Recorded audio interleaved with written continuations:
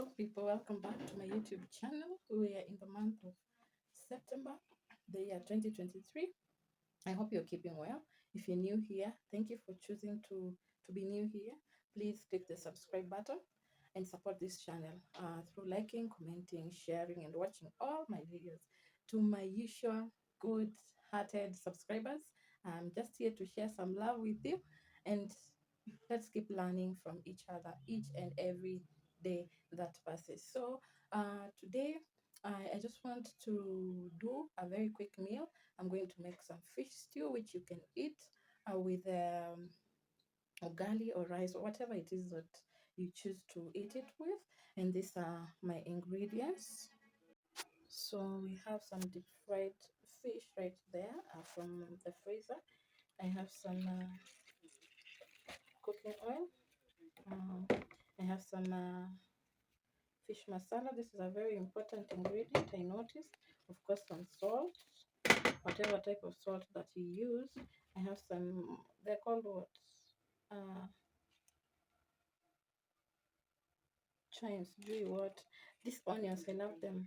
Uh, they add a very, very yummy taste to the food. So since today I don't have dania, I'll use these onions. If you're in a supermarket and you can get them, please be using them. I'll find out the nutritional value that they have. I really like them because of the difference in taste they put. Of course, I have some tomatoes, red onion. I have some real garlic. I don't like putting ginger in my fish stew and any other ingredients that you shall use. If you use Royco cubes, if you use what else do people use? Any other ingredients that you use, just in case you want to learn something new about making fish stew, please stay tuned to the end of this video. So what will I start with? I'll start with adding my onions on the pan. That's my pan right there. I'll add some onions, the red onions, and then some garlic. So those are my onions and garlic. I didn't pound my garlic today.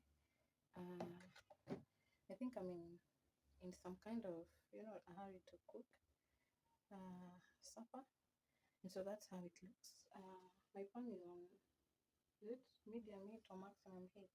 So I'm going to wait until these onions are golden brown, and also just before the garlic starts burning itself out. So I believe my onions are ready. I'm going to add in cut tomatoes. I don't blend my tomatoes because I don't like them too crushed. I like their crunchiness, so I'm going to add in my cut tomatoes and then cover it for some 5 minutes or so. Turn into the tomato and then cover it again for some 5 minutes so that the tomatoes are well crushed and cooked before I add in anything else. Also, when I'm adding my tomatoes, I'm going to add in my fish masala and the spices of my choice and some salt. So those are my tomatoes. And I'm going to add in this white pepper from Jomo. Is not too pepperish, yet it gives the food some very, very yummy taste, and anyone from the family, starting from the children, they can enjoy. And the good side of pepper is that they add pepper gives people appetite. So if your child maybe lacks appetite, you can try and put some little pepper, not too much to scare them away, but just some little pepper. So I'm going to add in some pepper, and then I'm going also to add in some fish masala. Please don't miss this in your kitchen. And for those who do not know me, I'm Sarah Ayuma, the all-round nutritionist. So hii unapima na macho according to how your ancestors will tell you is enough. All right, if you like many spices, you can add some more. For me, I think that's enough. And then, of course, I'll add in some salt. And even if I want to add in some salt, I'm one person, even when I am using dania to dress my food, I like cooked dania. I don't like raw dania. So since today I'm using these onions, they're called sijui chimes or sijui what for dressing nini. They play a similar role to the role that Dania plays. Since I'm using them, I'm also going to just cut them into small pieces into my tomato so that they can cook with my tomato. Remember, you can add in any other spice that you want that makes your fish yummy. So I'm just going to slice these ones. How you make them is you cut the tips, especially if the tips are dry, and then you peel off the outer skin, then you cut the bottom part of the onion, right? So that that hard bit is not, people are not chewing it in your food. And my kitchen is smelling so nice. Also, if you have what is this called? I've forgotten. But let me just go check if I have it, and then I'll show you, because I'm going to add it also at this point. You can see I've already added in most of the ingredients. I've added in my green onions. I've added in the stock plus the leaves. So if you have some soy sauce, this one you can also add in at this point, or you can even add in when you're frying the onions, though I like adding it here so that I can make sure that my onions are well cooked before adding in any other thing, because their flavor is solely dependent on how well it's cooked. So I'm going to add this, and you see, if you have some soy sauce in your house and you've opened it, please refrigerate it. So the first thing I do is shake it just like medicine. Then I'm going to add, as my ancestors guide me, the way they guide me. I don't have an exact measurement. And then now I'm going to leave this mixture. I'm going to turn it and leave it to fry. All right. I had reduced my heat, so I just added my heat, and I'm going to mix everything. The reason why I've even put this green onions inside is so that they can cook. And when you cook onions, the sulfur in them get very well cooked. Unaona ile kitu inakupea machozi kwa macho kwa kitunguu, it's actually that. So that's why I like cooking any of my onions, even danias. I keep telling people, if you don't know where those things were planted, please just cook them, let them cook very, very well. So you see how my mixture is already looking. And since I've already turned it well, I believe I've turned it well,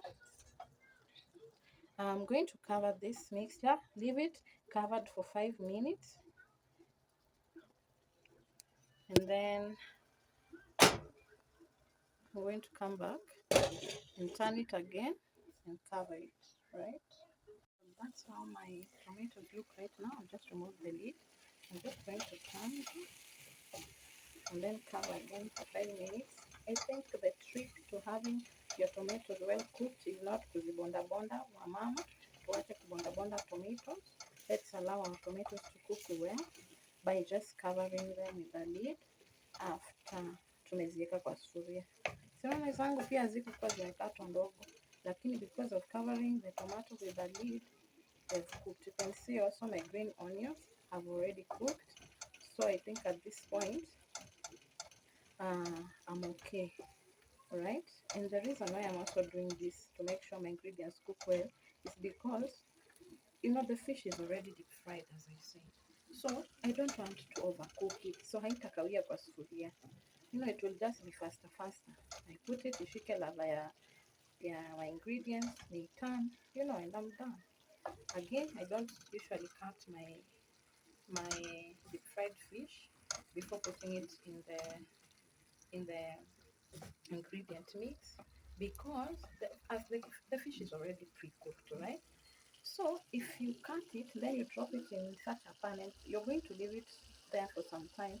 I think it's going to break into minute pieces that you'll not be able to even, utakuwa unakula bones badala ya kukula the whole piece. So I usually put my fish whole in the pan, and then after I put my fish whole in the pan, naacha tu yenyewe ivunjike vile itavunjika, and then I'll serve, the piece that I want. So after my tomatoes are ready, I added some water. I just added cold water so that it boils with the nini, ichanganyike vizuri. my mix ichemke vizuri. So I'm just going to cover this and leave it for about 10 minutes, after which I'll add in my fish, my pickled fish. See, my water has boiled, and I believe also everything else has boiled. And now, how do you measure this water? You measure it depending on how much soup you want your fish to have, and also depending on the size of your fish. So I'm going to drop it inside the pan like that.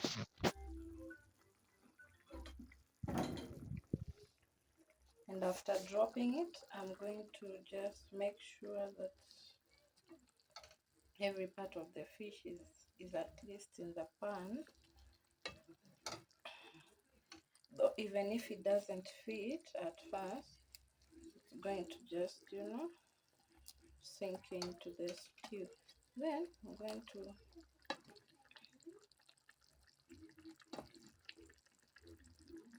do that, and then cover it. This I'm doing so that this the taste from my stew actually gets into the fish, not just the outer skin. So you see, if I had maybe 2 fish, I do what? I'd put more stew than this, so that they can fit in and they can cover. Alright, that's how my fish looks.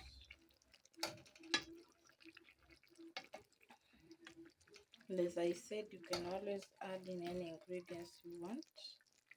And when it's all said and done, it's your fish, and there's a taste that you prefer that it has. So at this very point, I'm going to, you see, cover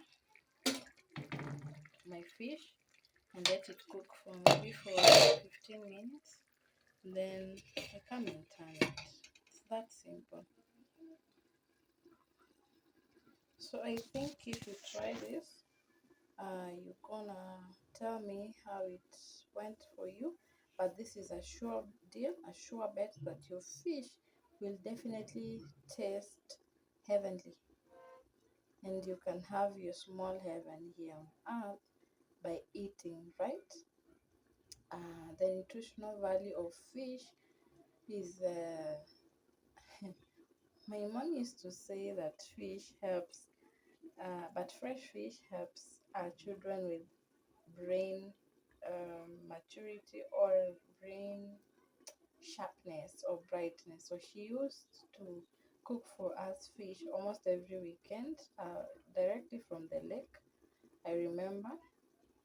So, and for her, she was like, mimi nataka watoto wangu wakuwe very bright and very sharp, so I'm going to give them fish. So if you're that kind of a parent like my mom was, you can be giving yourself or your children fish, or anyone who is under your care fish, so that maybe their brains can be smart and smarter and smarter by the day.